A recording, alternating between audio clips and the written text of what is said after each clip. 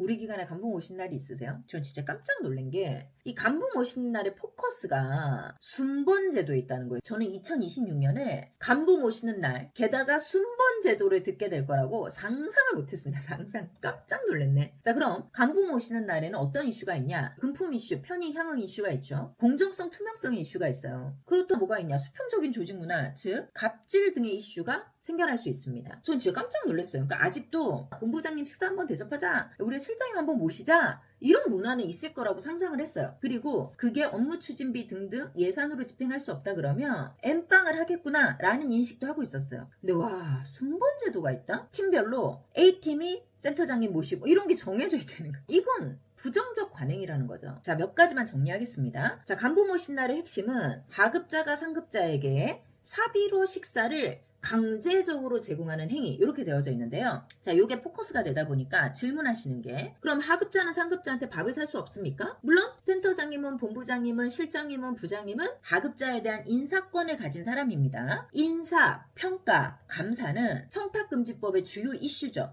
그러나 내부 직원 간에는 같이 일하는 파트너십을 가지기 때문에 무조건 식사가 안 된다고 말하기 어려운 거예요. 하급자도 상급자한테 진짜 고마운 일이 있어요. 감사를 표현하고 싶은 거예요. 그러면 음식물 5만원, 선물 5만원을 제공할 수 있습니다. 주의사항이 있죠. 1번, 요구하시면 안 돼요. 야, 너는 센터장님한테 감사한 마음을 표현해야 되지 않냐? 막 이런 거 있잖아요. 이런 식으로 요구하시면 안 되고, 강압적으로 n분의 1을 내게 하거나 이런 것들은 지양해야 됩니다. 그러니까 하급자가 진심에서 우러나서 자발적으로 제공해야 되는데, 이마저도, 이거 국민권익위원회가 인터뷰한 내용이에요. 이마저도 근무 평정 기간, 승진 심사 기간 등 인사 평가, 즉 상급자가 하급자에 대해 가지고 있는 권한 있죠? 그 권한을 활용하는 시기에는 제로라는 겁니다. 제로. 일절 받을 수 없다. 다만 하급자가 상급자한테 제공하는 것은 경조사비는 365일 가능입니다. 아직도 모시는 날 순번 정해놓고 엠빵 하잖아요?